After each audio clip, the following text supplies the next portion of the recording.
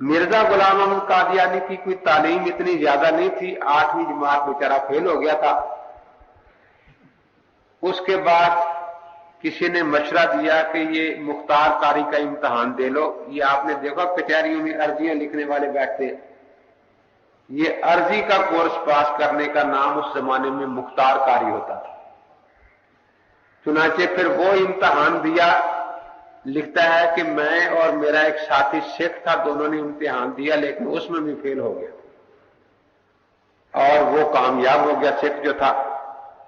बहरहाल चूंकि मश्क तो अर्जियां लिखने की कुछ हो चुकी थी, इसलिए कचहरी में बैठ जाता था, कोई दरखास्त लिख लेता, पैसे ले लेता, बस ये इसका काम था। उसके बाद फिर अंग्रेज ने इसको चुन लिया और इसको 1-2 अरबी आदमी मुहैया किए जो इसको गैर मुकल्लिद थे और ज़बान अरबी जानते थे, जो इसको गलत सल्त मसाइल बताते और ये किताबें लिखता रहता। असल तहकीक उलमा की यही है कि ये किताबें जो मिर्जा कादियानी के नाम से छपी हुई हैं, ये मिर्जे की लिखी नहीं। जैसे नवाब सिद्दीक हसन गैर मुकल्लिद की किताबें जो उसके नाम से छपी हुई, उसकी लिखी नहीं, लिखता कोई था, नाम किसी का होता था। तो इसी तरीके से ये किताबें लिखवाई गई और ये किताबें लिखवाना उसी वक्त से एक मुश्किल फन बन गया शरारत के लिए। मदूदी साहब को चूंकि अमेरिका ने इमदाद देनी थी तो कहा कि खूब धड़ाधड़ किताबें लिखो, तर्जमे करो, ताकि इस बहाने से पैसे दिए जाएं कि जी इतनी 1000 किताबें फलां लाइब्रेरी के लिए भेज दी जाएं, क्योंकि अमेरिका बड़ा इल्म दोस्त है और वो इल्मी किताबों की बड़ी कदर करता है। अब मकसद पैसे देने हैं, लेकिन अगर वैसे ही देगा तो लोग समझेंगे भी आखिर क्या ताल्लुक है कि ये पैसे मिल रहे हैं फसाद शरारत के लिए। तो मिर्जे को भी पैसे इसी बहाने से मिलते थे कि वो जो ऊट पटांग उसके नाम से छपता था उसको हुकूमत बरतानिया खरीदती है, खूब वहां जाके बेशक समुद्र में फेंक दे, लेकिन इसको तो पैसे दे देते थे ना। यही हाल मदूदी साहब की किताबों का था कि मदूदी ने जो इतनी किताबें लिखी वो इसीलिए उसकी मदद होती थी कि ये इन किताबों की वजह से इसकी पैसे इसको मिलेंगे, वरना और कोई मकसद भी नहीं था। फिर जब देखा कि अब किताबों से भी इतने पैसे नहीं मिल रहे, फिर यो बेचारी मरियम जमीला भागी वहां से। उसको ना कोई मक्के में मिला जो उसको मुसलमान करता, ना मदीने में मिला। वो भागकर मौदूदी साहब के पास आ गई कि मैं मुसलमान होना चाहती हूं और मैं अपनी जायदाद जो है वो मदूदी साहब के मंसूरे को वक्फ करती हूं, इतने लाख अस्पताल को देती हूं, इतने ये करती हूं, इतने वो करती हूं। असल तो पैसे भेजने थे, किसी नाम से भेज देते। तो सारा मकसद तो इन हजरात का यही था। इसलिए फिर जब इसने इब्दा शुरू की कि अब क्या अंदाज इख्तियार किया जाए कि मुसलमान जल्दी से मुझसे बिदके भी ना बल्कि मेरी मदद करें और मेरे फतवा और मसलों को मानते रहे, तो इसने हिंदुओं और ईसाइयों से छेड़छाड़ शुरू की। आज फलां पादरी से बात हो रही है, आज फलां हिंदू से पंडित से बात हो रही है कि मैं उनके सामने इस्लाम की सदाकत बयान करता हूं, लेकिन इसकी किताबें पढ़ने से जो चीज सामने आती है और पूरी दुनिया की तारीख में जिसकी मिसाल नहीं मिलती वो यही है कि मिर्जा कादियानी का दौर दुनिया में ऐसा दौर गुजरा है कि जितनी गालियां इस्लाम और पैगंबर इस्लाम सल्लल्लाहु अलैहि वसल्लम को इस दौर में दी गई हैं, ना इससे पहले इसका 1000वां हिस्सा भी नहीं थी, ना इसके बाद। उसकी वजह क्या थी कि ये पैगंबरों इस्लाम के सदाकत के नाम से इश्तहार दे देता, मुनाजरे मुबाले का चैलेंज देता, कोई पेशगोई कर देता। अब जब वो झूठी होती तो ये बजाय जवाब देने के उनको गालियां देना शुरू कर देता। अब जब ये ईसा अलैहिस्सलाम को गालियां बकता, वो रसूल पाक को गालियां बकते। जब ये रामचंद्र को गालियां बकता, वो रसूल पाक को गालियां बकते। ये कृष्ण जी को गालियां बकता, वो रसूल पाक को गालियां बकते। ये लक्ष्मण को गालियां देता, वो हनुमान को गालियां देता, वो रसूल पाक को गालियां देते। खुद इसने अपनी किताब आर्या धर्म में ये बात तस्लीम की है کہ جتنی گالیاں پیغمبر اسلام صلی اللہ تعالی وسلم کو اس زمانے میں دی گئی ہیں اتنی دنیا کی تاریخ میں کہیں بھی اس کی مثال نہیں ہے۔ تو یہ اسی لیے کھڑا ہوا تھا، مناظروں کے نام سے، مبالوں کے نام سے، پیشگوئیوں کے نام سے دوسرے فرقوں کو گالیاں دیتا تھا۔ اب جب عیسائیوں سے چھیڑ چھاڑ شروع کی، مسلمان بیچارے پھر وہ ان پڑھ بھی ہوشیار ہو جاتے نا کہ ہمارے پاس ایک مناظر ہے۔ اب جناب مسلمان بڑے خوش ہوئے، چیلنج بازیاں شروع ہو گئیں، چنانچہ امرتسر میں مناظرہ طے ہو گیا۔ عیسائیوں کی طرف سے ایک انگریز پادری تھا مارٹن ہنری کلارک، اور ایک ہندوستانی تھا عبداللہ اتھم، جو پہلے مسلمان تھا پھر مرتد ہو کر عیسائی ہو گیا۔ ادھر سے مرزا غلام احمد قادیانی اور اس کے ساتھ ایک اس کا چیلا تھا۔ اس نے پہل یہ کی کہ انجیل میں یہ لکھا ہے کہ ایمان کی نشانیوں میں سے یہ بھی ہے، مسیح علیہ السلام نے اپنے شاگردوں سے کہا کہ اگر تم میں ایک رائی کے دانے کے برابر بھی ایمان ہوگا تو تم اس پہاڑ سے کہو گے کہ اڑ کر سمندر میں گر جا تو یہ گر جائے گا۔ تو جتنے پادری یہاں بیٹھے ہیں ان میں کوئی ایمان نہیں، ان میں کوئی ایسی ایمانی قوت نہیں جس سے یہ کام کر سکے۔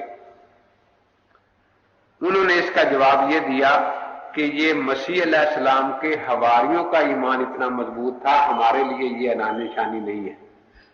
انہوں نے جواب میں یہ اعتراض کیا کہ قرآن پاک میں آتا ہے کہ اگر اس کو پہاڑ پر نازل کیا جاتا تو پہاڑ ذرہ ذرہ ہو جاتا، تو حواری تو آج موجود نہیں ہے، قرآن تو ہے نا، یہ کسی پتھر پر رکھو پتھر ذرہ ذرہ ہوتا ہے یا نہیں؟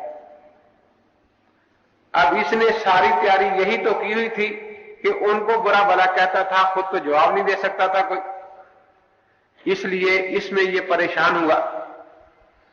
وہ پہلے دن کا مناظرہ ختم ہو گیا۔ دوسرے دن جب مناظرہ شروع ہوا تو عیسائیوں نے یہ طریقہ اختیار کیا کہ یہ دعوی مسیحیت کرتا ہے کہ میں مسیح ہوں، وہ ایک مردہ لے آئے، جنازہ ایک لے آئے، ایک اندھا لے آئے، ایک لنگڑا لے آئے، ایک گونگا لے آئے، ایک کوڑا لے آئے، کہ دیکھو بھی انجیل میں بھی ہے کہ عیسیٰ علیہ السلام کے ہاتھ پر یہ معجزات ظاہر ہوتے تھے، اور قرآن پاک میں بھی ہے، اگر تم آج یہ معجزات ہمیں دکھا دو تو ہم آپ کو مسیح ماننے کو تیار ہیں۔ اب اس کے پاس کیا تھا؟ یہ تو وہی حال تھا نا جیسا تاریخ میں ایک واقعہ آتا ہے کہ ایک شخص کو پڑھ کر خلیفہ کے پاس لائے، اس نے کہا جی یہ دعویٰ نبوت کرتا ہے۔ اس نے کہا بھی تم نبوت کا دعویٰ کرتے ہو؟ انہوں نے کہا جی ہاں، کہ نبیوں کے تو بڑے بڑے معجزات ظاہر ہوئے ہیں، تیرے پاس بھی معجزہ ہے؟ اس نے کہا جی جو معجزہ آپ کہیں وہ دکھایا جا سکتا ہے، اس میں کون سا مشکل ہے؟ تو بادشاہ نے کہا، خلیفہ نے، کیا تم کسی مردہ کو زندہ کر سکتے ہو؟ اس نے کہا جی اجازت دیں، وزیر کو ابھی قتل کرتا ہوں پھر زندہ کر کے دکھا دوں گا۔ تو وزیر کھڑا ہو گیا، اس نے کہا کہ میں بغیر معجزہ دیکھے تم پر ایمان لے آتا ہوں۔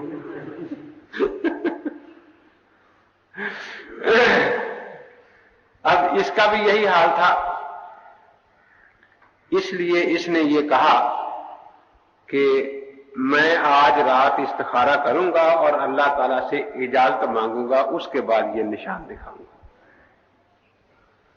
اگلے دن جب آیا تو اس نے استخارہ میں یہ بتایا کہ رات میں نے اللہ تعالیٰ سے استخارہ کیا، اللہ تعالیٰ نے فرمایا کہ یہ نشانات اب دکھانے کی ضرورت نہیں ہے، یہ پیشگوئی کر دو کوئی 15 مہینے کے اندر اندر آتم جو ہے اور پادری مخالف فریق یہ ایسے عذاب میں گرفتار ہوگا جیسا کبھی دنیا نے نہیں دیکھا، اور مر جائے گا اسی عذاب میں۔